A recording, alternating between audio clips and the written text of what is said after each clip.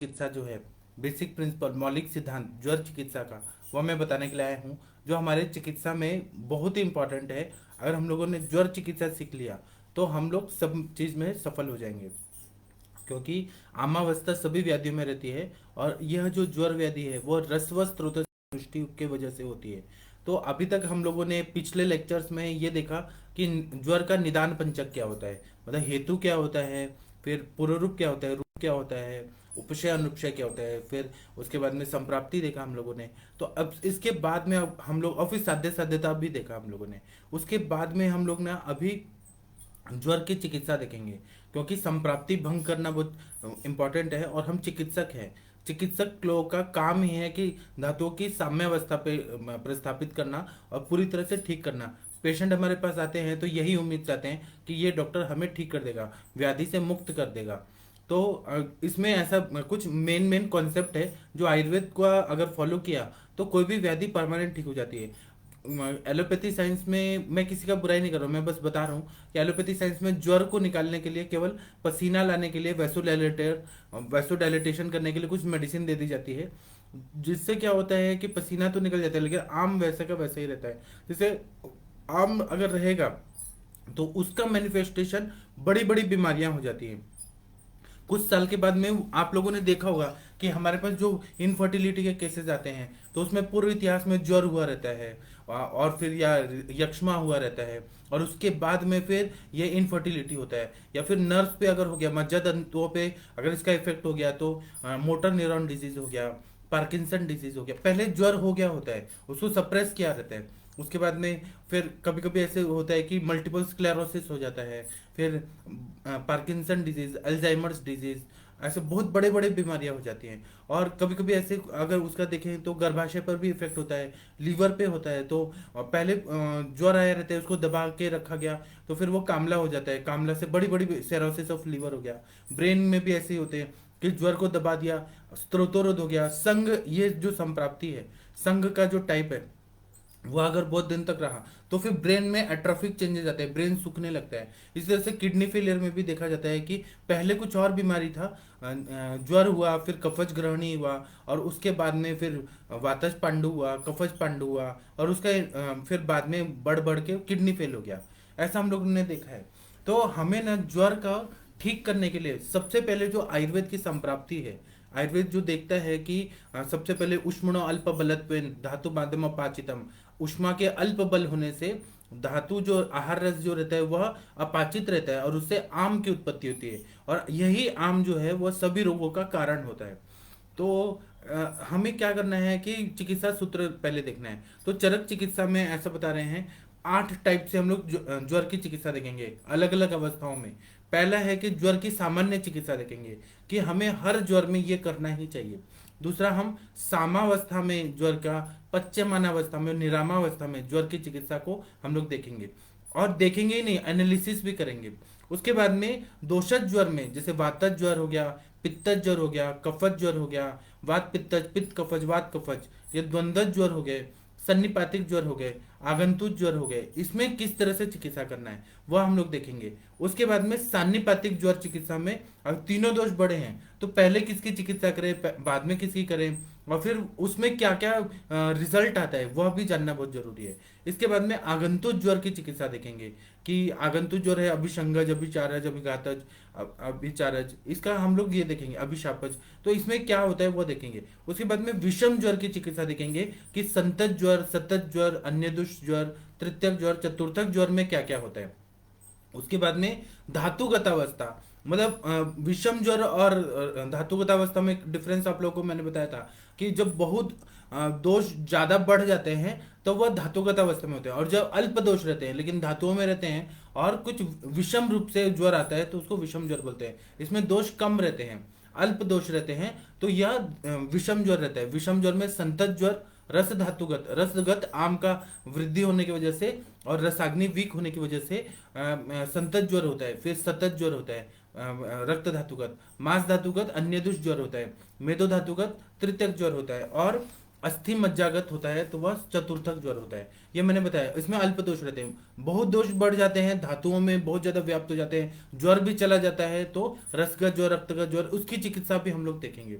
उसके बाद में आठवां जो पॉइंट है वो जीर्ण ज्वर की चिकित्सा, ये देखेंगे। और उसके बाद में पुनरावर्तक ज्वर, एक और भी बताया है कि पुनरावर्तक ज्वर में क्या चिकित्सा करना चाहिए। इसके साथ में हम प्रलापक ज्वर में क्या दें, संदिग्ध सन्निपात में क्या दें, ये भी हम छोटे छोटे बीमारियों का एनालिसिस करने वाले ही हैं। तो अभी हम लोग पहले, सबसे पहले देखते हैं साम ज्वर की चिकित्सा। जो चरक चिकित्सा स्थान में जो तीसरा अध्याय है ज्वर चिकित्सा, उसमें 140 नंबर का श्लोक है, वह सबसे इंपॉर्टेंट है। और हम साथ में ज्वर के उपद्रव भी देखेंगे, ज्वर में पथ्य पथ्य क्या बताएं वह भी देखेंगे, सब चीज डिटेल में देखेंगे। क्या है, कॉलेजेस में पढ़ाया जाता है, बहुत अच्छे लोग हैं कॉलेजेस में, लेकिन वो जो लोग प्रैक्टिस नहीं करते हैं उनका पढ़ाया हुआ कैसे रहता है कि आपने किसी से पूछा कि हमको पित्त ज्वर है, कितने दिन में ठीक हो जाएगा, क्या क्या दवाई लेना पड़ेगा, तो वो आपको उतना अच्छे से एक्सप्लेन नहीं कर पाएंगे, क्योंकि उनका पेशेंट देखा हुआ नहीं रहता है। जो लोग पेशेंट देखते हैं वो अगर चिकित्सा बताते हैं तो उनका परफेक्ट रहता है, वो एनालिसिस करके उनका एक जजमेंट रहता है कि इतने दिन में सुरशेखर दे देंगे तो पित्त ज्वर ठीक हो जाएगा, इतने दिन में कामदुदा देंगे तो पित्त ज्वर। तो इसलिए प्रैक्टिशनर और टीचर ऐसे लोग से ही आयुर्वेद सीखना चाहिए, ऐसा मेरा मानना है। थेरोटिकल वाले लोग बहुत थेरोटिकल होते हैं, वो व्याकरण बताएंगे, संधि बताएंगे, उनका भी एक महत्व रहता है, वो अन्वय बताएंगे, समास बताएंगे, शास्त्र को समझने के लिए वो ठीक है। जो लोग प्रैक्टिशनर हैं उनको प्रैक्टिशनर डॉक्टर से ही आयुर्वेद सीखना चाहिए, ऐसा हम लोग को ऐसा लगता है, तभी हम लोग को सफलता मिलती है। तो साम ज्वर की चिकित्सा में क्या बताया है कि लंगनम स्वेदनम कालो यवागो तिक्तको रसः पाचन नाम विपक्वा नाम दोषाणाम तरुणे ज्वरे। अब 7 दिन तक जो ज्वर रहता है, ज्वर आया, बुखार आया और 7 दिन तक टिका है, तो 7वें दिन तक जो ज्वर रहता है उसको तरुण ज्वर बोलते हैं। इसमें क्या चिकित्सा करना है, तो पहले लंगनम स्वेदनम, फिर सेकंड स्टेप में स्वेदनम, लंगनम स्वेदनम कालो, कुछ टाइम तक जाने देना चाहिए, इग्नोर करना चाहिए।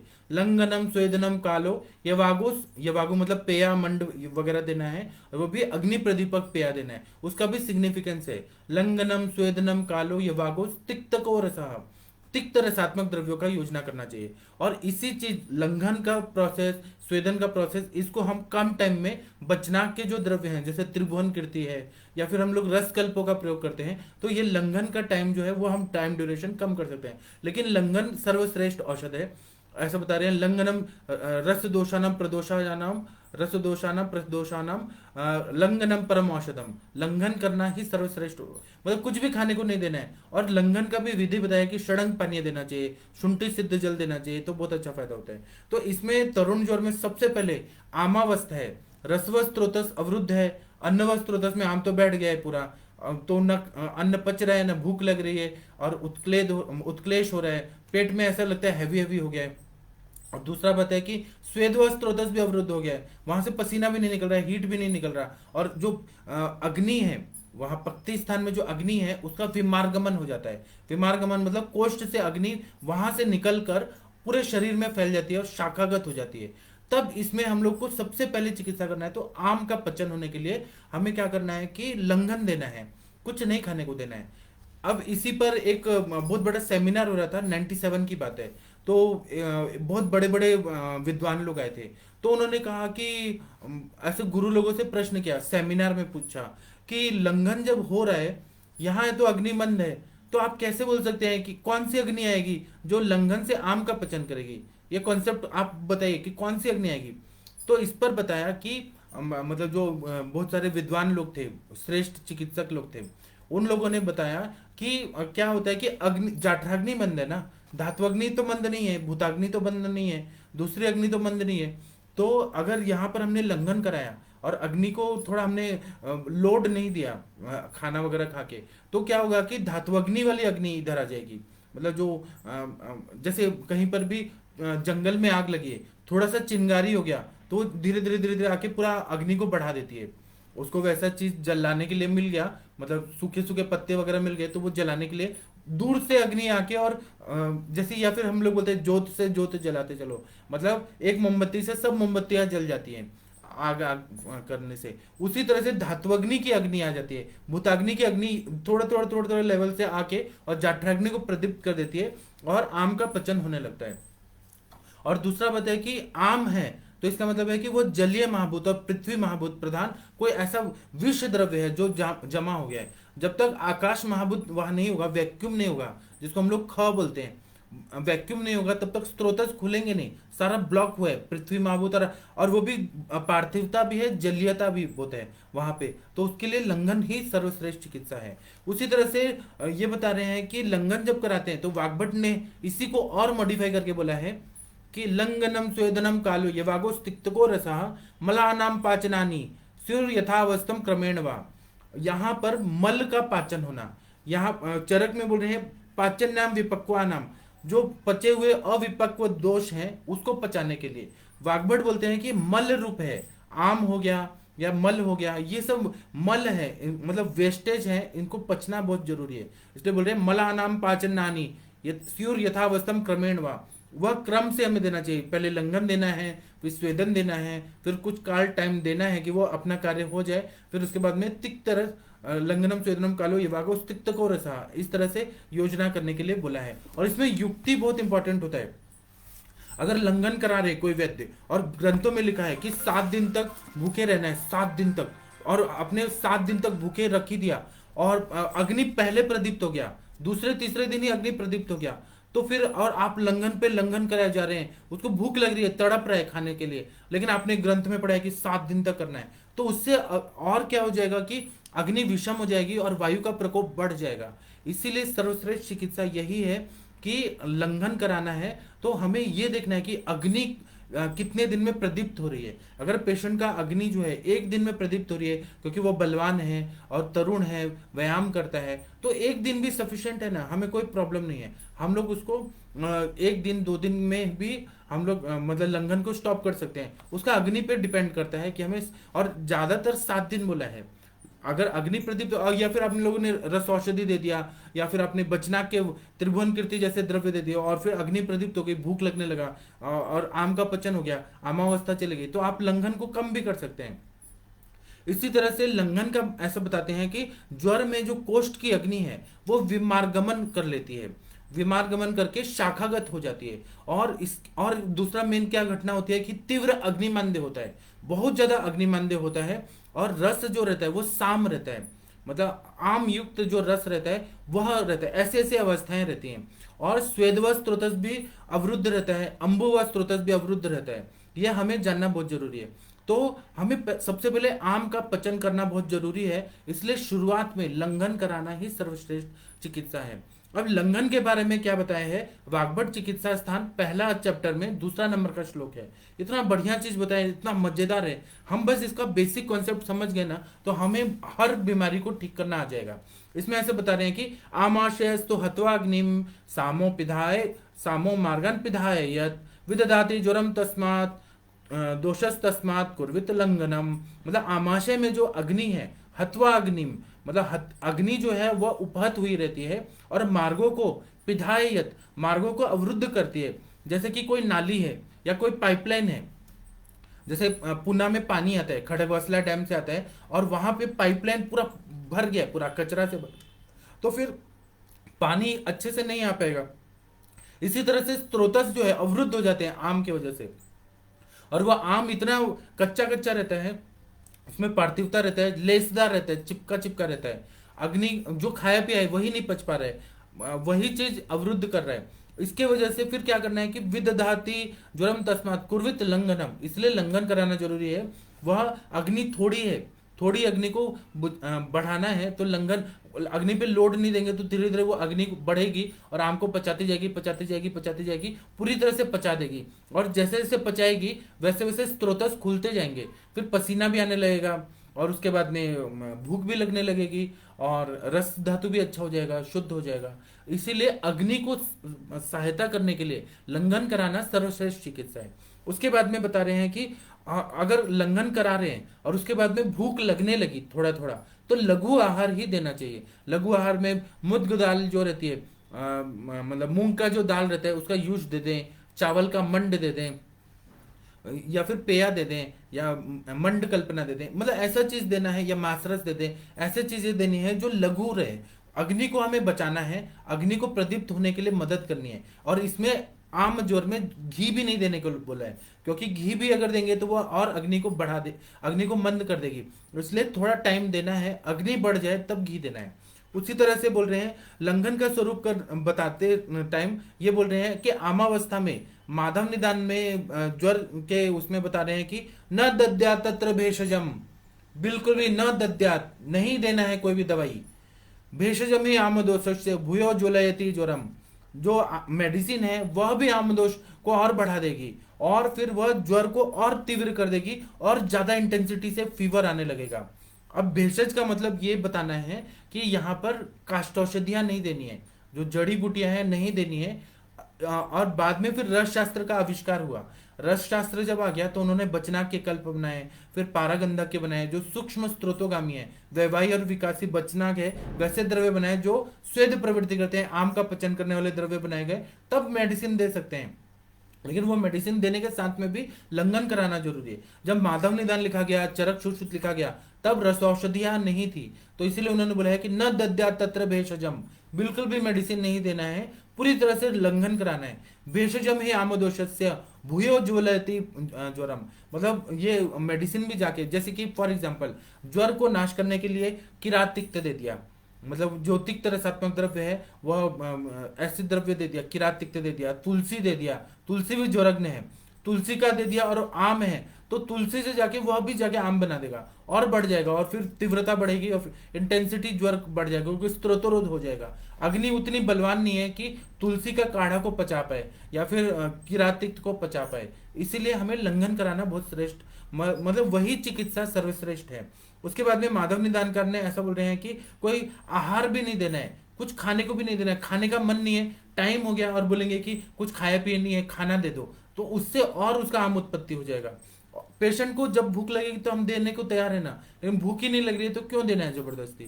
उसी तरह से, और जितना पेशेंट भूखे रहता है, मतलब उल्लंघन करता है, उतना उसको बल बढ़ता है, उसके स्त्रोत शुद्ध हो जाते हैं। तो और जब पूरा आम पच जाता है तो आप लोगों ने खुद भी महसूस किया होगा, कुछ नहीं खाते हैं तो बाद में जब पूरा आम पच जाता है तो स्त्रोत खुलने से फ्रेश लगने लगता है। जब तक वो आम रहेगा तब तक बॉडी एक होगा, सर्वांग मर्द होगा, शिरशूल होगा, पूरा बॉडी में बेचैनी रहेगा, तड़पन रहेगी, फीवर जब तक रहता है तब तक बहुत ज्यादा तकलीफ रहता है। इसीलिए इसको ध्यान में रखते हुए लंघन कराना ही सर्वश्रेष्ठ चिकित्सा है। अब लंघन का महत्व बताते हुए चरक चिकित्सा स्थान में 168, मतलब जो तीसरा चैप्टर है उसमें 138 नंबर का श्लोक में इतना बढ़िया चीज बताए, लंघनेन शय नीते दोषे संदूषते नले विजरत्वम लघुत्वम च छु चैवस्योपजायते। इसका मतलब यह है कि लंघन करने से दोष, जो बढ़े हुए दोष हैं वह नॉर्मल हो जाते हैं, उनका क्षय हो जाता है। उसी तरह से संदूषते अनले, मतलब अग्नि को वह संदूषित करता है, इग्नाइट करता है अग्नि को। और विजरत्वम लघुत्वम च, मतलब ज्वर भी चला जाता है, शरीर में लघुता आ जाती है, बहुत हल्का हल्का फील होने लगता है। शु मतलब बहुत ज्यादा भूख लगने लगती है। जब वैश्वप जायते, मतलब शरीर हल्का होता है, ज्वर का मृदुता हो जाता है और शरीर हल्का हो जाता है। इसको ध्यान में रखते हुए लंघनेन शयम नीते दोषे संदूषते नले विजरत्वम लघुत्वम च छु चैवस्योप जायते, ये बताए दोष कम हो जाते हैं। जो भी जैसे अंग मर्द हो रहा है, बहुत ज्यादा बॉडी एक हो रहा है फीवर में, तो वो कम हो जाएगा। शिरशूल है वह कम हो जाएगा। पूरा बॉडी में पसीना नहीं आ रहा है तो पसीना आने लगेगा, क्योंकि लंघन स्त्रोतसों को खोल रहा है। इसको बहुत अच्छे से समझना चाहिए। वाग्भट चिकित्सा में इसी को और अच्छे से बताया है, लंघनेन शपिते दोषे दीप्ते अग्नौ लाघवे सती स्वास्थ्यम शुद्ध रुचि ही पक्ति बल मोजश्च जायते। मतलब जब हम लंघन कराते हैं तो जो बढ़े हुए दोष हैं वो शपित हो जाते हैं। बढ़ा हुआ दोष है ना, पूरा आम दोष है पूरा, और इतना ज्यादा क्लेद भरा रहता है, स्त्रोतस अवरुद्ध हुए रहते हैं। आम जो रहता है, आम दोष जो रहता है वो विश्वत रहता है और अभिसंधि गुण का रहता है, मतलब स्त्रोतों को अवरुद्ध कर देता है, सभी जगह ब्लॉकेज कर देता है। जब हम लंघन करते हैं तो बढ़ा हुआ जो आम दोष है वो शपित हो जाता है, वो कम हो जाता है, पचने लगता है। दीप्ते अग्नो लाघवे सती, अग्नि को प्रदीप्त हो जाता है, अग्नि को प्रदीप्त कर देता है। जितना लंघन करेंगे उतना भूख लगने लगती है और लघुता आने लगती है। जो हैवीनेस था पेट में, शरीर में, सर में, वह सब कम हो जाता है। स्वास्थ्यम शुद्ध रुचि, मतलब स्वस्थ महसूस होने लगता है, ऐसा लगता है हेल्दी फील हो रहा है, वो सब पच रहा है तो अच्छा लगने लगता है। शुद्ध मतलब भूख लगने लगती है, प्यास लगने लगती है, रुचि उत्पन्न होने लगता है।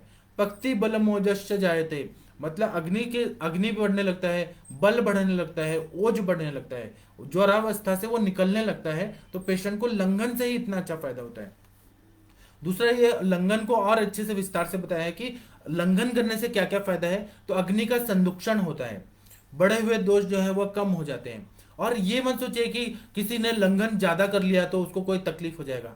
लंघन अगर व्यवस्थित रूप से किया, अब महात्मा गांधी जी थे, 40-40 दिन तक भूखे रहते थे, कुछ नहीं खाते थे, अनशन पे बैठते थे, सत्याग्रह करते थे। जितना लंघन हो रहा था उतना उनका अग्नि मन मतलब अग्नि व्यवस्थित हो जाता था, आम दोष पच जाता था। और दूसरा बात, इतनी ताकत आती थी कि वो डांडी मार्च तक वो पूरा कर लेते थे।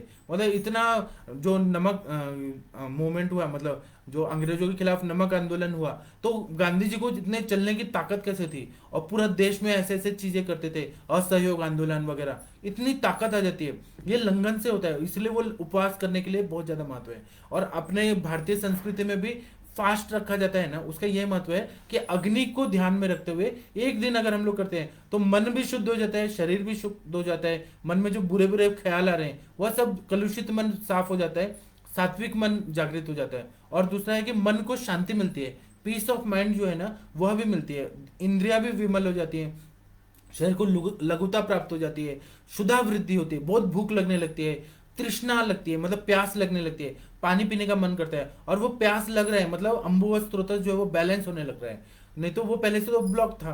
उसी तरह से अरुचि जो है, खाने का टेस्ट है वह ठीक होने लगता है, मतलब भूख लगने लगती है, कुछ खाने का मन करता है कि चलो थोड़ा सा कुछ चटपटा खा लें, भूख लग रही है तो कुछ खाने का मन करने लगता है।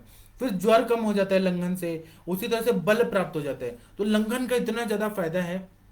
तो हमें पेशेंट ज्वर के आए या ना आए, हमें पेशेंट को ज्यादा से ज्यादा लंघन कराने का बोलना चाहिए। और दूसरा, हमारे सर बताते हैं कि हमें ना 40 साल की उम्र होने के बाद पेशेंट को बोलना चाहिए कि आप दिन में एक ही बार खाना खाइए, बाकी टाइम आप भूखे रहिए। अगर भूख लग रही है तो सूप या जूस पी लें, लेकिन एक टाइम भरपेट खाना है और पूरा दिन नहीं खाना है। जितना लंघन करेंगे उतना स्वास्थ्य अच्छा रहेगा, उतना स्त्रोतस अच्छा रहेगा। नहीं तो क्या हो रहा है कि आजकल देखिए कि किसी को भी हार्ट अटैक आ जा रहा है, बैठे बैठे काम कर रहे हैं और हार्ट अटैक आके मर जा रहे हैं। क्यों? क्योंकि वो पूरा आम दोष इतना बढ़ गया है कि कोरोनरी आर्टरीज को ब्लॉक करके और हृदय बंद पड़ जा रहा है। इतना क्यों खाना है? अगर आपका फिजिकल वर्क है तो ठीक है, नहीं खाना है आप नहीं खाइए ना, उससे और ज्यादा स्वास्थ्य फील होगा। रात का खाना स्किप कर देना चाहिए, अगर भूख नहीं लग रही है ना मत खाइए, कुछ मत खाइए। कुछ पीना है तो आप दूध पी लीजिए या जूस सूप पी के और सो जाइए। अगर बहुत तेज भूख लगी है तो रात को नींद नहीं आएगी, तब खाना खाइए, हल्का खाना खाइए। तो यह ना लंघन हमें, और हमारे सर बोलते हैं कि लंघन का मतलब ये नहीं है कि 24 घंटे भूखे रहे। कभी कभी सुबह का खाना स्किप कर दें, अगर रात को बहुत हैवी खाना खा लिया है और भूख नहीं लग रही है तो सुबह का स्किप कर लें, या दोपहर का स्किप कर लें, या रात का कर लें। इस तरह स्वस्थ रहने के लिए लंघन का इंपॉर्टेंस है। यहाँ हम सामावस्था में साम ज्वर देख रहे हैं जो आम के साथ है। इससे फिर क्या होता है कि लंघन जब कराते हैं तो रस्व स्त्रोतस ठीक हो जाता है, स्वेदव स्त्रोतस ठीक हो जाता है, अम्बुव स्त्रोतस जो है अवरोधात्मक संप्राप्ति भंग हो जाती है, और जो विमार्गक हुआ जो अग्नि है या पाचक पित्त है वह शाखा से कोष्ठ में आ जाता है, और शाखा से कोष्ठ में आने के बाद अग्नि को और संदुष्ट करता है, और अग्नि संदुक्षण होने लगा तो फिर भूख लगने लगती है। और फिर क्या होता है, जो स्त्रोतोरध हुआ था वह ठीक हो जाता है, प्यास लगने लगती है, अरुचि जो है वह ठीक होने लगता है, पित्त का विमार्गमन होकर पित्त अपने सामने आने लगता है, और इस तरह से संप्राप्ति भंग हो जाता है। संप्राप्ति को समझना बहुत जरूरी है कि क्या क्या स्टेप होते हैं संप्राप्ति में, और संप्राप्ति को भंग करना बहुत जरूरी है। संप्राप्ति भंग करते हुए आ गया तो आप लोग सर्वश्रेष्ठ सक्सेसफुल चिकित्सक बन गए। संप्राप्ति को समझना और उसको भंग करना, अगर यही चीज नहीं आया बेसिक चीज, और केवल आप बोलेंगे कि गॉल ब्लैडर स्टोन है तो क्या दवाई देंगे, तो गॉल ब्लैडर स्टोन के लिए कोई 4 फॉर्मूला बता दिया और उसको दे दिया, ये आयुर्वेद नहीं होता। संप्राप्ति को समझना और संप्राप्ति भंग करना। संप्राप्ति में कैसे हो रहा है कि संग हुआ है क्या, विमार्गमन हुआ है क्या, सिराओं में ग्रंथि उत्पन्न हुई क्या, संग मतलब क्या चीज से संप्राप्ति, कौन से संप्राप्ति हुई है, खाव वैगुण्यता आ गया क्या हुआ है, उसको समझना। और उस तरह से चिकित्सा, जिस तरह से जाने में बीमारी को टाइम लगा है और वो बीमारी उस तरह से उस स्रोतसों में गई है, तो हमें रिवर्स करना है, उसको उसको प्राकृतिक अवस्था में लाना है, तो हमें वैसी चिकित्सा देनी पड़ती है। बीमारी जिस तरह से घुमा है हमें भी उस तरह से घुमा के और उसको ठीक करना है। तो उस तरह से समझना, एनालिसिस करना और ट्रीटमेंट करना, ये सबसे इंपॉर्टेंट रहता है। इसी तरह से लंघन कराने से क्या होता है कि बल और ओज की प्राप्ति होती है शरीर में। जब लंघन करा देते हैं ना तो ब्लड सर्कुलेशन इतना अच्छा हो जाता है कि सभी धातुओं का नरिशमेंट अच्छे से होने लगता है। तो रस धातु को बल मिलता है, रक्त धातु को बल मिलता है, मांस धातु को बल मिलता है, मज्जा धातु को बल मिलता है, सभी धातुओं शुक्र तक इसमें बल मिल जाता है। अगर हमने उल्लंघन नहीं कराया तो आम आम आम और रहेगा। और क्रोसिन या पैरासिटामोल जैसी दवाइयां, कॉम्बिफ्लेम जैसी दवाइयां खा के उसको सप्रेस कर दिया तो बल उतना नहीं प्राप्त होगा। मन मतलब फीवर उतर जाएगा पसीना आने से, मतलब टेम्परेचर कम होगा, लेकिन व्याधि तो उधर की उधर ही है। और वह फिर से बार बार ज्वर आ सकता है, फिर बार बार वो खाया तो आम वहीं रह रह के कहीं ना कहीं जाके आमवत जैसी संप्राप्ति कर देगा, या ग्रहणी दृष्टि कर देगा, या त्वचा रोग कर देगा। कुछ ना कुछ तो बीमारी करेगा ही करेगा। स्त्रोत और वो विष समान है, उसको निकलना बहुत जरूरी है, और निकलने के लिए उसका पाचन होना बहुत जरूरी है। उसके बाद में बोल रहे हैं कि ज्वर में लंघन अगर दे दिया तो बहुत ज्यादा, अगर हमने लंघन दिया, बहुत ज्यादा लंघन दिया, जितना जरूरत नहीं है तब भी भूखे रखा, तो उससे क्या होगा, धातु क्षय होने लगेगा, धातुओं का क्षय होने लगा, नरिशमेंट ही नहीं मिलेगा जितना जरूरत है। धातु बेचारे एक तो तड़प रहे हैं, उनको खाना नहीं मिल रहा है आम के वजह से, और आपने और उनको भूखे रख दिया। अब बॉडी को भूख लग रही है और तब भी आप उनको और तड़पाएंगे तो धातुओं का क्षय होने लगेगा, धातु सूखने लगेंगे, धातु के एक एक सेल का डैमेज होने लगेगा, और उससे बल क्षय भी होने लगा, पेशेंट और वीक हो जाएगा। तो लंघन कितना दिन तक करना है, कितना दिन तक बंद करना है, और लघु आहार पे कब लाना है, उसको ध्यान में रखना बहुत जरूरी है। एक आयुष दर्पण पे एक डॉक्टर आते हैं, डॉक्टर मनोज जी, उनको भी आमावस्था थी, सब कुछ थी। तो अब क्या हुआ कि वो उन्होंने लंघन किया, मैंने आम पाचक वटी दिया, अब वो धीरे धीरे रिकवर होते जा रहे हैं। तो मैंने उनको कहा कि उन्होंने 8 साल से परेशान थे, अब मैंने कहा कि सब कुछ खाइए पीजिए, जितना भूख लग रहा है उतना हिसाब से खाइए, फुल पेट ना खाइए, आधा पेट खाइए, और वॉकिंग करिए। अब वो खाने लगे, उनका बल बढ़ने लगा है, उनका ताकत बढ़ने लगा है। अब यही मैं लंघन कंटिन्यू 1 महीना कराते रहूं तो उससे धातुओं का क्षय होगा और वेट लॉस होने लगा। तो इसीलिए हमें समझ के युक्तिपूर्वक लंघन का प्रयोग कराना चाहिए। और दूसरा क्या है कि दुर्बलता जो रहती है, धातु का क्षय होता है, दुर्बलता आती है, ये मैंने शब्द जो कहा, इसमें 2 तरह का दुर्बलता होती है। एक होता है कि धातुओं की दुर्बलता, दूसरा होता है दोषों की दुर्बलता। धातु दुर्बलता जैसा होता है कि धातु वीक हो रहे हैं, धातु में इतनी ताकत नहीं है, मांस धातु अगर वीक हो गया तो चलना उठना बैठना कम हो जाएगा। शुक्र धातु का अगर दुर्बलता हो गया तो सेक्सुअली बहुत वीक हो जाएगा। मज्जा धातु का अगर वीकनेस आएगा, दुर्बलता आएगा, तो सोचने समझने की शक्ति, ब्रेन का कॉग्निशन वगैरह ये सब कमजोर होने लगता है। मतलब सभी धातुओं का अगर जो दुर्बलता आती है, धातुओं का क्षय होता है, इस तरह का धातु दुर्बलता होता है। उसी तरह से दोष दुर्बलता अगर रहती है तो दोष दुर्बल रहेगा। वात अगर दुर्बल है तो उसका सर्कुलेशन, उस काम जो रहता है वो ठीक से नहीं हो पाएगा। पित्त की दुर्बलता, कफ की दुर्बलता होती है। तो अति लंघन से ये धातु दुर्बलता और दोष दुर्बलता दोनों बढ़ जाता है। उसी तरह से लंघन करते हैं युक्ति पूर्वक, पर्टिकुलर जितना जरूरत है उतना हम लोग कर देते हैं। वैद्य को ना, एक तो रोगी भी अच्छा होना चाहिए जो बताने वाला हो, और वैद्य को भी मॉनिटर करना चाहिए कि कितना लंघन दिया जा रहा है। तो उससे लंघन से गुरुता कम हो जाती है, शरीर लघु हो जाता है, इंद्रिया विमल हो जाती है, देखने में बहुत अच्छा लगने लगता है, सुनाई बहुत अच्छा से, ऐसा लगता है कि सारा स्रोतस खुल गया कान का, सुनना अच्छा लगने लगता है, पसीना आता है तो शरीर को अच्छा लगता है कि थोड़ा पसीना निकल गया। उसी तरह से उत्साह बढ़ जाता है, मन भी खुश हो जाता है, प्रसन्न हो जाता है, उत्साह बढ़ जाता है। ऐसा अंदर से जब सांस लेते हैं ना, जब ज्वर चला गया और पसीना आ गया तो ऐसा लगता है कि कोई तो नया जिंदगी मिल रहा है, ये उत्साह अंदर से फील होने लगता है। उसी तरह से दोष जो बढ़े हुए हैं वह कम होने लगते हैं, और जो वीकनेस आई थी वह भी कम होके बल बढ़ने लगता है। क्योंकि धातुओं को जैसे कि कोई सूखा खेत है, उसमें नदी का पानी छोड़ दिया, तो नदी का पानी छोड़ने से जमीन एब्जॉर्ब करती है तो पूरा खेत कितना हरा भरा दिखने लगता है। उसी तरह से जब आम का पचन हो गया, लंघन हो गया, तो जितना मतलब अच्छा आहार रस जाएगा वो नरिशमेंट करने लगता है, नरिशमेंट होने लगेगा तो अपने आप धातुओं को बल मिलने लगता है, उत्साह बढ़ जाता है। एक एक सेल जो है, एक एक सेल में ताकत आने लगती है, उत्साह आने लगता है, फ्रेश लगता है बहुत ज्यादा। और बल वृद्धि होना ये सबसे इंपॉर्टेंट घटना लंघन से होने लगती है। लंघन का जो है उसके बारे में विशेष रूप से चरक चिकित्सा में एक इंडिकेशन दिया गया है, उसको जानना बहुत जरूरी है। प्राणाविरोधिनां चैनम लंघनेनोपपादयेत् बलाधिष्ठानम आरोग्यम तदर्थोऽयं क्रियाक्रमः। प्राण का विरोध नहीं होना चाहिए, इतना लंघन मत कराइए कि प्राण ही निकल जाए, हमें वो चीज नहीं करना है। और बल अधिष्ठानम आरोग्यम, जितना लंघन जरूरी है उतना जब कराते हैं, एकदम पर्टिकुलर लंघन भी हम चिकित्सा के रूप में ही दे रहे हैं, मतलब अनौषध जो चिकित्सा है, अभेषज चिकित्सा ही दे रहे हैं ये। तो इसमें अगर हमने योग्य प्रकार से अभेषज चिकित्सा रूपी लंघन कराया तो इससे क्या होगा कि बल मिलेगा, फिर अधिष्ठान को ताकत मिलेगी, फिर आरोग्य प्राप्ति होगी।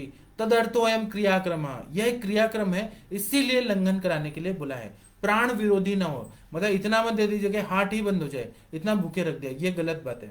उसी तरह से आरोग्य भी जो है वो लंघन हम कितना करा रहे हैं उस पर ही है। मेन अग्नि दोष धातु मल पे ही डिपेंड करता है, तो इसलिए हमें उसका बलाबल का विचार करके हमें करना चाहिए।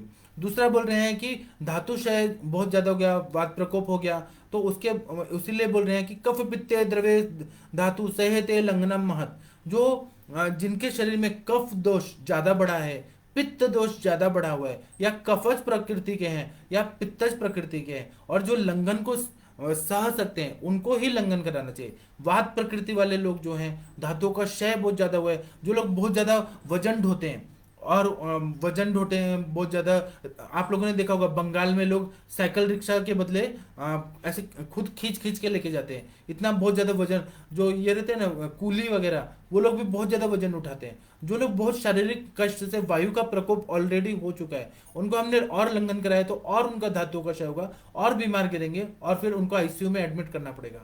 तो इसीलिए लंघन का बहुत ज्यादा महत्व रहता है। और कफ पित्त अगर द्रव धातु से बड़े हैं, द्रवता से बड़े हैं, जिनके शरीर में द्रव बहुत ज्यादा बढ़ा है, क्लेद बहुत ज्यादा है, प्रमेह जैसे व्याधियां हैं, उसमें लंघन करना संभव होता है। और वो भी जितना तक, और जो वात प्रकृति वाले हैं उसमें लंघन तो सहन ही नहीं होता है, वो भूखे ही नहीं रह सकते, भूखा रहेंगे तो चक्कर आने लगेगा, बेहोश हो जाएंगे, मूर्छा हो जाएगा, संन्यासावस्था हो जाएगा। इसलिए हमें ये ध्यान में रखना चाहिए। और वात प्रकार में लंघन का कम ही मात्रा में दीजिए, लंघन ज्यादा मत दीजिए, नहीं तो व्याधि जो है वो कष्ट साध्य हो जाएगा। और विरुद्ध उपक्रम है, जितना हम लोग आकाश महाभूत बनाएंगे आम का पचन करके, आकाश भी बढ़ेगा, वायु भी सर्कुलेट होने लगता है। तो ये विरुद्ध उपक्रम है वात प्रकृति वालों के लिए, उनके लिए ध्यान से लंघन कराना चाहिए। और यह जो भी लंघन का इंडिकेशन कर रहे हैं, ये नहीं बोल रहे कि लंघन करा तो बस हो गया, ये एक एक अवस्था के हिसाब से बता रहे कि लंघन कब देना है। वात प्रकृति को अति लंघन नहीं देना है, कफ पित्त प्रकृति वालों को देना है, और जो लंघन सह सकते हैं उनको लंघन देना है। दूसरा बता रहे हैं कि शीर्ण रोगियों को लंघन नहीं देना है, जो पहले से ऑलरेडी बहुत ज्यादा कमजोर हैं उनको नहीं देना है, दुर्बल लोग हैं उनको नहीं देना है, वृद्ध लोग जो बहुत ज्यादा बूढ़े लोग हैं उनको अति लंघन नहीं देना है, नहीं तो फिर बहुत ज्यादा तकलीफ हो जाएगा। और दूसरा बता रहे हैं कि ये जो श्लोक बताया न दद्या तत्र भेषजम, अब इसके बारे में हर्बल द्रव्य जो है, जो हम लोग पंचविध कषाय कल्पना भेषज कल्पना में पढ़ते हैं, बेसिक वही सेकंड ईयर में सिखाया जाता है। पंचविध कषाय कल्पना में क्या होता है कि स्वरस कल्पना नहीं देना है, हिम कल्पना, फांट कल्पना, ये सब नहीं देना है। न दद्या तत्र भेषजम, शुरुआत में जब सामता रहती है, इतना ज्यादा अग्निमान रहता है, उत्क्लेश हो रहा होता है, तब कुछ नहीं देना है। जब उसको थोड़ा सा प्यास लगे तब षडंग पानी दीजिए, शुंठी सद्य जल दीजिए। उसी तरह कल्क नहीं देना है, उसके बाद में क्वाथ नहीं देना है, स्वरस नहीं देना है, बिल्कुल भी नहीं देना है, नहीं तो फिर और तकलीफ बढ़ जाती है। उसी तरह से बाद में जब रस शास्त्र आ गया तो उसमें वत्सनाभ जैसे, वचनाक जैसे द्रव्य आ गए मेडिसिन के रूप में, तब वत्सनाभ जैसे द्रव्य देने लगे लोग ज्वर की अवस्था में, कि लंघन उतना न कराना पड़े। इसीलिए मेडिसिन का डिस्कवरी हुआ और नए नए मेडिसिन इन्वेंट किए जाने लगे। तो इसका ये है यूज वत्सनाभ क्या, कि इसके वजह से वत्सनाभ जो है वो उपविषय, तो ये विवाही और विकासी है, सूक्ष्म स्रोतों में इसका गामित्व रहता है और यह जाके आम का पचन करता है। सेम मेन बात है, आम का पचन करने के लिए और स्वेद प्रवृत्ति को प्रवृत्त करने के लिए वत्सनाभ के कल्पों का प्रयोग यहाँ पे होने लगा। भारत में पहले एलोपैथी नहीं था, आयुर्वेद ही था, तो यहाँ वत्सनाभ के कल्प जैसे त्रिभुवन कीर्ति रस, इसका प्रयोग होने लगा। बाद में और रस शास्त्रियों ने और रिसर्च किया तो पित्त ज्वर के लिए उन लोगों ने सुच्छेकर रस बना दिया। फिर महावाद विध्वंसक रस जैसे इसमें धतूरा का बीज का भावना दिया है वह दे दिया। कुचला वाले द्रव्य आ गए, जो मतलब कुचला, एक मिनट, धतूरा का बीज का भावना सुच्छेखर रस में है और कुचला की भावना जो है वो वात विध्वंसक रस में है, या फिर अग्नितुंडी वटी है, इसमें कुचला डाला हुआ है। तो इस तरह के द्रव्य जब आ गए तब लंघन का जो पीरियड था वो थोड़ा कम हो गया और बहुत ज्यादा कार्यकारी होने लगे। ऐसा बताया जाता है कि अगर कफ की बीमारियां रहती है, कफ बहुत ज्यादा बढ़ा है तो त्रिभुवन कीर्ति रस बहुत अच्छा काम करता है। अगर पित्त दोष ज्यादा बढ़ा है तो सुचेखर रस अच्छा काम करता है। और जब वायु बढ़ा हुआ है तो महावात विध्वंसक रस बहुत अच्छा काम करता है। तो हमें दोषों का भी चिकित्सा करना है, आम का भी पचन करना है। तो इस तरह से हम लोग को रस कल्पों का प्रयोग करना चाहिए। और जो आमावस्था के लिए उपयुक्त है वात पित्त कफ के हिसाब से, कफ के लिए त्रिभुवन कीर्ति रस, पित्त के लिए सुचेखर रस और वात के लिए महावात विध्वंसक रस, इसकी योजना करना चाहिए। और कितना देना है तो 125 mgm, एक चुटकी जो रहता है एक रत्ती 125 mgm से 250 mgm, 2 रत्ती तक देने का योजना करने के लिए बताया है। उसके बाद में दूसरा उपक्रम है, उसको बोलते हैं स्वेदनम, लंगनम स्वेदनम, स्वेद देने के लिए बोला है। स्वेद करने से क्या होता है कि जितना स्वेदवा स्रोतस खुलेगा, पसीना आएगा, उतना हीट है वो कम हो जाएगा, बॉडी टेम्परेचर डाउन हो जाता है। और अग्नि जो है, जो बॉडी का टेम्परेचर बढ़ा है वो पसीने से निकलने लगता है, हीट निकलने लगता है, तो पेशेंट का बुखार उतर जाता है। यहाँ पर स्वेदन देने के लिए बोला है। अभ्यंतर हम लोग वत्सनाम जैसे द्रव्य दे रहे हैं जो स्वेद प्रवृत्ति कर रहे हैं, लेकिन उस जमाने में जब चरक सुश्रुत वाग्भट जब लिखा गया, माधव निदान का काल था, उस टाइम पे स्वेद प्रवृत्ति वाले कोई द्रव्य नहीं दिए जाते थे। यहाँ बाहर से अग्नि दिया जाता था कि पसीना है। तो उसमें ऐसा बताया जाता था कि जैसे शंकर स्वेद दे दिया, कुटी स्वेद दे दिया, करशु स्वेद दे दिया, प्रस्तर स्वेद दे दिया, अलग अलग स्वेद, कंबल उड़ा के लिटा दिया, तो उससे फिर पसीना आ जाएगा। आप लोगों ने ये सब पढ़ा है कि स्वेद अध्याय में, सब फर्स्ट ईयर में ही सब ने पढ़ा है। स्वेदन से क्या होता है कि जो स्त्रोतस होते हैं वो खुल जाते हैं, पसीना आने लगता है, तो दोष मतलब जो स्त्रोतोजन्य संप्राप्ति वो खुल जाता है, संग हो जाता है, दोष मृदु हो जाते हैं और ब्लड सर्कुलेशन अच्छे से होने लगता है, रस रक्त मांस में दस्ती के जो स्त्रोतस हैं वह खुल जाते हैं। इसलिए स्वेदन का बहुत ज्यादा महत्व है। और ऐसा बोलते हैं कि मृदु स्वेद देना चाहिए, बहुत ज्यादा चटका देने वाला, बहुत ज्यादा गर्म करने वाला नहीं देना चाहिए। नहीं तो ज्वर आया है आपने और बहुत ज्यादा दे दिया तो पाल्पिटेशन मिलेगा, चक्कर आ जाएगा, बेहोशी हो जाएगी। जितना सह सकता है उतना स्वेदन देने के लिए बोला है। उसी तरह से अनग्नि स्वेद में बोल रहे हैं कि ऐसे घर में रहना है जहां पर हवा नहीं आती है, वैसे घर में रहना है और गर्म थोड़े कपड़े पहन लेने हैं, या कंबल वगैरह ओढ़ लेना है, ब्लैंकेट वगैरह डाल देना है, स्वेटर वगैरह पहन लेना है, और या फिर अच्छा सा ब्लैंकेट डाल के, कंबल डाल के और सो जाएं। और कुछ टाइम दें तो उससे ब्लैंकेट डालने से पसीना आने लगता है। ये एक चिकित्सा बता रहे। और नहीं तो सिर प्रदेश में बहुत ज्यादा सर दर्द हो रहा है और शिरो गोरुता है, फीवर वहां ना जाए तो शुंठी का लेप लगाने के लिए बोला है। इस तरह से भी स्वेदन करने से बहुत अच्छा फायदा होता है। और ऐसा बोलते हैं कि जब भट्टी गर्म होता है बहुत ज्यादा, तो भट्टी गर्म होता है तो वह बहुत ज्यादा गर्म गर्म होकर ब्लास्ट भी हो सकता है। इसलिए टेम्परेचर को ना हमें ध्यान से मेंटेन रखने के लिए स्वेदन कराते हैं। कि लंघन तो करा दिया हम लोगों ने, अभ्यंतरता, बाह्यता, हम बॉडी का टेम्परेचर बहुत ज्यादा ना बढ़ जाए, इसलिए स्वेदन कराने के लिए बोला है। और सिर में उतना ज्यादा स्वेदन नहीं होना चाहिए, गले से नीचे, या तो स्वेदन पेटी में करके कर दीजिए, स्टीम बॉक्स में, या फिर कपड़ा वपड़ा ओढ़ा के और फिर पेशेंट को लिटा के और उस तरह से स्वेदन करने के लिए बोला है। वत्सनाभ जैसे द्रव्य जो हैं वो स्वेदन करने के लिए ही हैं, इंटरनल मेडिसिन है। और दूसरा बता रहे हैं कि अनग्नि स्वेदन के लिए उष्णोदक का प्रयोग करते हैं। पहले लंघन हो गया, स्त्रोतस थोड़ा खुल गए, थोड़ा प्यास लगने लगा, तो थोड़ा थोड़ा गर्म पानी पिलाना चाहिए। गर्म पानी पिलाने से क्या क्या फायदा होता है, इसके लिए चरक चिकित्सा स्थान में तीसरा चैप्टर में 141-142 नंबर का श्लोक बता रहे हैं। उष्णोदक का गुणधर्म बता रहे हैं कि तृष्यते सलिलम चोष्णम दद्यात वात कफ ज्वरे। मतलब ये क्या करता है, तृष्णा अगर लग रही है वात कफ ज्वर में, तो अगर गर्म पानी दे दिया, थोड़ा सा गर्म, सलिलम, सलिल मतलब पानी, च उष्णम, गर्म पानी देना है, वात कफ ज्वर में देना है। या फिर मध्योत्तते पैत्तिके वात शीतलम तिक्तके श्रितम, जिन्होंने दारू पिया है, शराब पिया है, उनको क्या करना है कि तिक्त रसात्मक काढ़ा बनाना है, तिक्त द्रव्यों से सिद्ध काढ़ा बनाना है, जैसे चंदन हो गया, किरात तिक्त हो गया, नीम हो गया, जो तिक्त रसात्मक है, काढ़ा बना के उसको ठंडा करके वह देना है, गर्म नहीं देना है। उष्णोदक का भी नियम है, उष्णोदक वात और कफ वाले को ही देना है। नहीं तो जिनका पित्त बढ़ा है, शराब पिया हुआ है बहुत ज्यादा, पित्त पैतिक ज्वर है, उनको तिक्त रस वाला ठंडा, नॉर्मल रूम टेम्परेचर वाला, इतना भी ठंडा नहीं कि फ्रिज का पानी निकाल के दे दिया। अग्नि को ध्यान में रखना है, रूम टेम्परेचर में वो ठंडा जल पिलाना है। ठंडा क्वात, शीत शीत जल जो बोलते हैं, रात भर रखा हुआ या फिर थोड़े देर तक रखा हुआ, वो पानी पिलाना है। इससे क्या होता है कि उष्णोदक दे दिया, या पित्त को शमन करने के लिए हमने ये तिक्त रसात्मक काढ़ा दे दिया जो शीत शीत है, थोड़ा ठंडा करके वो दिया। तो दीपनम पाचनम चैव ज्वरग्नम उभयम हितत, ये दीपन कार्य भी करता है, पाचन कार्य भी करता है, आम का पाचन करता है, अग्नि को प्रदीप्त कर देता है।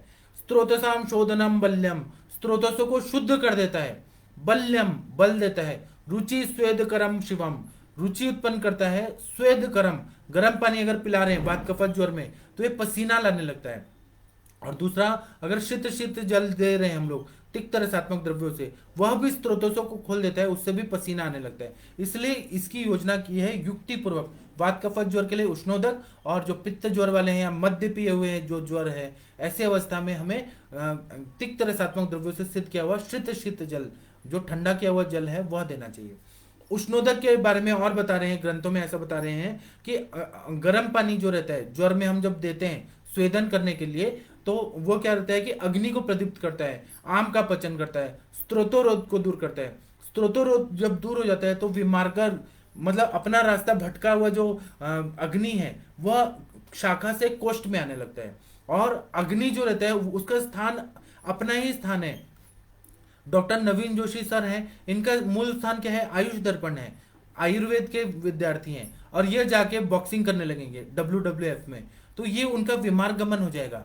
हमें विमार्गमन वाले जो लोग हैं, भटके हुए लोग, उनको अपने जगह पे लाना है। यहाँ पर अग्नि जो है अपना जगह छोड़ के कहीं और चला गया, तो हमें जो भटका हुआ इंसान है उसको अपने जगह पे लाना है। इसलिए यहाँ पर मैं एग्जाम्पल से क्यों समझा रहा हूँ कि आपको समझ है कि विमार्गन हुए दोषों को अपने जगह पे लाना है।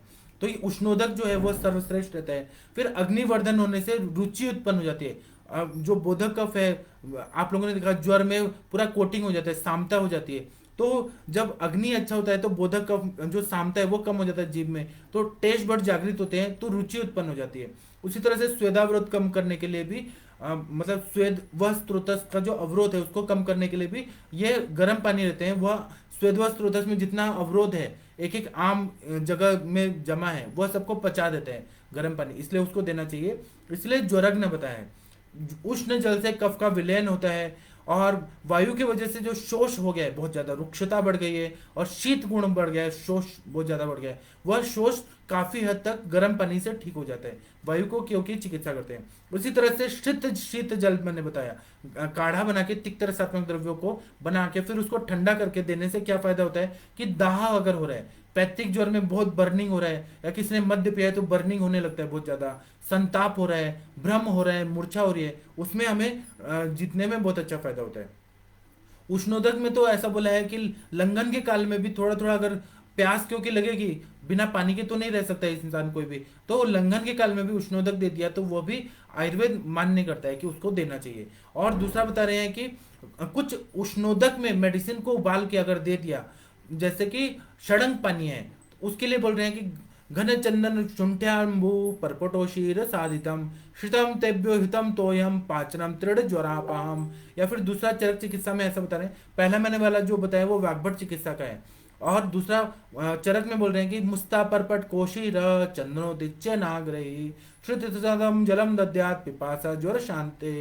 इसका मतलब है कि मुस्ता लेना है, मुस्ता जो है वो श्रेष्ठ आम पाचक द्रव्य है, चंदन देना है वो भी आम पाचक द्रव्य तिक्त रसात्मक है, मुस्ता भी तिक्त रसात्मक है, शुंठी भी कटु रसात्मक है, आम का पचन करता है, अग्नि को प्रदीप्त करता है। फिर उशीर है वो पित्त का शमन करता है। फिर काला जो उशीर है वो देना है, पित्त पापड़ा यह सब देना है। और कहीं कहीं पर नागरही मतलब शुंठी देने के लिए बोला है ज्वर की अवस्था में। यही रक्त पित्त में जो षडंग पानी है उसमें गुड़ुची देने को बोला है। रक्त पित्त में अगर शुंठी देंगे षडंग पानी वाला तो वह बढ़ जाएगा, इसलिए गुड़ुची देना है। यहाँ पर नागरही, नागरही मतलब शुंठी देने के लिए बोला है। शीत शीतम जलम दद्यात, अगर इसको गर्म करके थोड़ा ठंडा करके अगर हमने दे दिया, कोष्ण मतलब बहुत ज्यादा गर्म नहीं होना चाहिए, कोष्ण रूप में दे दिया, तो यह जो है ज्वर को ठीक करता है, पिपासा को ठीक करता है, स्त्रोतों को खोलता है, इसलिए षडंग पानी देना चाहिए। आप लोग अगर केरल में कभी गए होंगे तो केरल के लोग इतने अच्छे हैं आयुर्वेद का मामले में कि वहां पर ना होटल में भी पानी नहीं मिलता है नॉर्मल पानी, वहां पर षडंग पानी दिया जाता है ताकि वो अग्नि को अच्छा रखे। इसलिए षडंग पानी आप हर होटल में देखेंगे, मतलब त्रिवंतपुरम में आप लोग जाइए, फिर मुन्नार करके जगह है, बहुत जगह जो आप लोग देंगे ना, कोझिकोडे वगैरह केरल में हर होटल में सड़ंग पानी ही दिया जाता है और सुगंधित पानी रहता है, इतना टेस्टी पानी रहता है ना, क्योंकि मुस्ता परपट कोशी र चंद्रो दिच्चे नागरे शीतम शीतम जलम दद्यात पिपासा ज्वर शांत है, इतना बढ़िया बताया। तो अभी मैंने इतना बता दिया। अभी क्योंकि टाइम हो गया है, मैं आप लोग के क्वेश्चन आंसर देख लेता हूँ। हमने लंघन देखा, स्वेदन देखा, कल हम काल देखेंगे, फिर आगे का चिकित्सा सूत्र के बारे में करेंगे। एक ही दिन सब चीज नहीं पढ़ा सकता हूँ मैं, क्योंकि टाइम लगता है समझाने में। तो अभी मैं आप लोग के जो प्रश्न उत्तर हैं उसको मैं देखता हूँ, क्योंकि फिर इंटरेक्टिव सेशन भी शुरू हो जाएगा। आप लोग को ना और भी कोई डिफिकल्टी है तो व्हाट्सएप ग्रुप ज्वाइन कर लीजिए, वहां पर तो और भी आप लोग को मैं हेल्प कर सकता हूँ। डॉक्टर नितिन बंसल जी नमस्ते प्रणाम आपको। डॉक्टर अमित पांडे जी नमस्ते प्रणाम आपको। डॉक्टर विमल कुमार चौधरी जी नमस्ते प्रणाम आपको। डॉक्टर कंचन जी नमस्ते प्रणाम आपको। डॉक्टर राजधवन जी बोल रहे हैं कि video very much interrupting.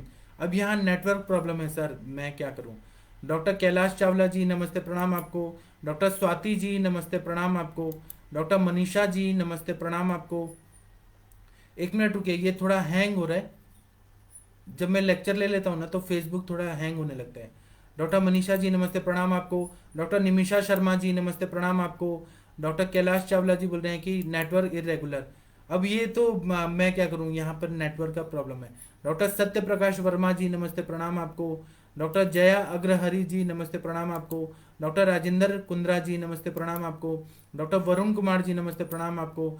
Doctor आकांक्षा जी बोल रहे हैं कि प्रणाम sir, great to explain so much on लंगन, क्योंकि आजकल ज्वर होने पर लोग वीकनेस हो जगह ऐसा समझकर खाना नहीं छोड़ते, ऊपर से ब्रेड जैसे पदार्थ खाते हैं और आम बढ़ जाता है। इसलिए तो इतने बड़े बड़े मल्टी स्पेशलिटी हॉस्पिटल्स हैं और लोग बीमार हैं। मतलब जब टेक्नोलॉजी आगे बढ़ रही है, लोग पढ़े लिखे हैं और ये बेसिक चीज नहीं मालूम होता, और ब्रेड खाएंगे, पनीर खाएंगे, नॉनवेज खाएंगे कि वीकनेस आ जाती है, तो बीमार है ना, हॉस्पिटल का फिर बिल बढ़ता है। डॉक्टर भी मालामाल हो रहे हैं, हॉस्पिटल भी मालामाल हो रहे हैं। डॉक्टर विजय जी बोल रहे हैं कि sir any ayurvedic medicine to control fever like paracetamol. जरूर है ना, हमारा महाजोरांकुश रस है, त्रिभुवन कीर्ति रस है। त्रिभुवन कीर्ति का नाम ही है कि त्रिभुवन कीर्ति, स्वर्ग लोक, फिर मृत्यु लोक और नरक लोक, सभी जगह इसका नाम है त्रिभुवन कीर्ति। ये इतना अच्छा है। वात कफ संप्राप्ति में हम दे सकते हैं। पित्तज अगर संप्राप्ति रहे तो हम लोग गुलकंद के साथ, आंवले के मुरब्बा के साथ देते हैं, नहीं तो सुचेकर रस भी दे देंगे तो पित्त ज्वर में बहुत अच्छा फायदा होता है। फिर महाज्वरांकुश रस है, फिर महासुदर्शन घनवटी है, अमृता रिष्ट है, बहुत सारी दवाइयां हैं जो ज्वरग्न है। डॉक्टर रंजीता जी नमस्ते प्रणाम आपको। डॉक्टर रमन गर्ग जी नमस्ते प्रणाम आपको। और जो पैरासिटामोल करता है वही त्रिभुवन कीर्ति भी करता है। त्रिभुवन कीर्ति खाने के बाद पसीना आता ही आता है, साथ में डबल फायदा होता है कि आम का पचन करता है। पैरासिटामोल खाने से वो फास्ट एक्टिंग होता है। ये बात है कि पैरासिटामोल थोड़ा स्पीड में काम करता है, आधे घंटे में बुखार उतार देगा, पसीना इतना फास्ट आएगा तो, क्योंकि वो रिसेप्टर्स पे काम करके वासोडाइलेटेशन करके काम करता है। केमिकल फास्ट काम करता है, अपना द्रव्य थोड़ा स्लो करेगा लेकिन आम का भी पचन कर देता है। इसलिए जो धीरे धीरे काम करता है वो ज्यादा स्ट्रांग रहता है और ज्यादा अच्छा रहता है। इसलिए हम लोग त्रिभुवन कीर्ति का देते हैं कि वो ज्यादा अच्छा काम करता है। डॉक्टर परेश जी नमस्ते प्रणाम आपको। डॉक्टर रंजीता जी बोल रहे हैं कि बृहदवास्कदी कषाय फॉर आइस कैसे बनते हैं, किस कंपनी का। ऐसे मिलता तो बहुत सारे कंपनीज का है, लेकिन कंपनी मेड दवाइयों का 0% रिजल्ट है, कुछ फायदा नहीं होता, आपका मनी लॉस होगा। आप खुद बृहदवास्कदी योग सारे द्रव्य लेके आइए, बासा लेके आइए, शुंठी लाइए, चित्रक लाइए, सारे वनस्पतियां खुद लाइए, उसका पाउडर करिए और रोज काढ़ा बना के चाय की तरफ बना के और दीजिए, तब वो ज्यादा रिजल्ट आएगा। कंपनी मेड दवाइयों का मत यूज करें, क्योंकि वो लोग बना देते हैं काढ़ा और फिर प्रिजर्वेटिव देके बासी चीज देते हैं सभी लोगों को पीने के लिए। प्रिजर्वेटिव के बलबूते पे काढ़ा रहता है, उसका यूज मत करें, रिजल्ट नहीं आता है। डॉक्टर श्रीदेवी जी नमस्ते प्रणाम आपको। डॉक्टर रंजीता जी बोल रहे हैं कि वीडियो पॉज हो गया। सुधीर साहू जी बोल रहे हैं कि आनंद भैरव रस और व्योषादि गुगुल कब देना चाहिए। मैं बताऊंगा सर, आगे मैं बताऊंगा। अभी तो मैं पहले लंघन और स्वेदन, ये जो बेसिक चीज है ये बता रहा हूँ, बाद में मैं रसकल भी बताऊंगा, हर्बल दवाइयां भी बताऊंगा। आप थोड़ा रुक जाइए, 1-2 दिन में मैं सब बताऊंगा। डॉक्टर अंजना सक्सेना मैम जी नमस्ते प्रणाम आपको। डॉक्टर बलविंदर जी नमस्ते प्रणाम आपको। डॉक्टर योगेश्वर जी नमस्ते प्रणाम आपको। डॉक्टर मिनल गुप्ता जी नमस्ते प्रणाम आपको। डॉक्टर अंजू जी नमस्ते प्रणाम आपको। डॉक्टर मंगला जी नमस्ते प्रणाम आपको। डॉक्टर सुनील भाटिया जी नमस्ते प्रणाम आपको। डॉक्टर दर्शन कुमार जी नमस्ते प्रणाम आपको। डॉक्टर सुनीता जी नमस्ते प्रणाम आपको। डॉक्टर गौतम जी नमस्ते प्रणाम आपको। डॉक्टर संतोष जी नमस्ते प्रणाम आपको। आप लोग के जो भी प्रश्न है वो पूछिए। डॉक्टर गगन अग्रवाल जी बोल रहे हैं कि 10 साल पुराने धातुगत ज्वर में लघु मालिनी वसंत का यूज करना चाहिए, हाँ करना चाहिए, लेकिन जो 10 साल पुराना धातुगत ज्वर है उसमें जय मंगल रस का बहुत अच्छा रिजल्ट आया है, आप उसका यूज करिए, बहुत अच्छा फायदा होगा। वसंत कल्प तो है ही, स्वर्ण मालिनी वसंत भी बल बढ़ेगा, सर्व रोगे वसंत ऐसा बता रहे हैं, लघु मालिनी वसंत का काम होगा, लेकिन जय मंगल रस का ज्यादा अच्छा रहता है, स्वर्ण भूपति का अच्छा फायदा होता है।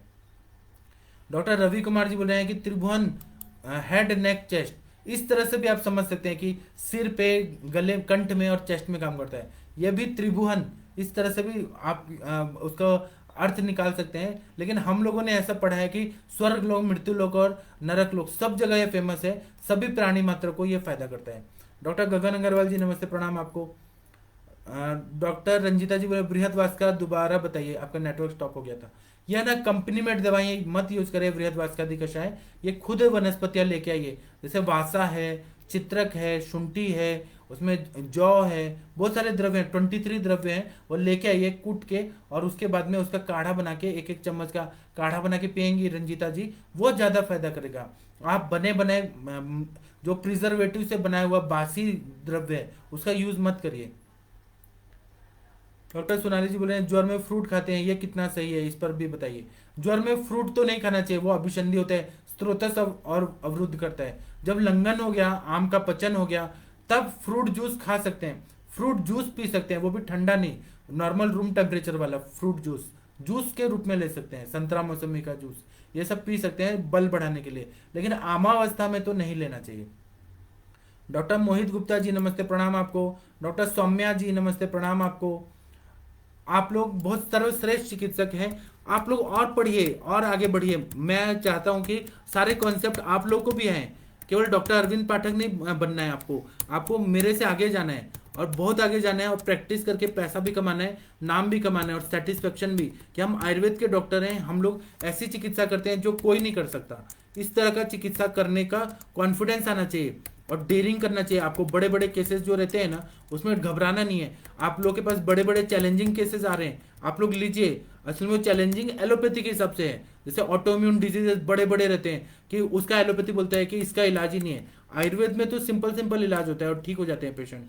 मैं आप लोगों को ना फ्री इंटरेक्टिव सेशन जो 8 बजे होने वाला है उसका पासवर्ड आईडी देता हूँ, और दूसरा आप लोग व्हाट्सएप ग्रुप ज्वाइन कर लीजिए, मैंने अपना नंबर दे दिया है, व्हाट्सएप ग्रुप का लिंक मैं दे दूंगा, तो आप लोग उधर आके और ज्वाइन कर सकते हैं। व्हाट्सएप ग्रुप में भी बहुत सारे चर्चाएं होती रहती हैं, ज्ञान मिलते रहता है, ज्ञान का आदान प्रदान होते रहता है। डॉक्टर सौम्या जी नमस्ते, प्रणाम आपको।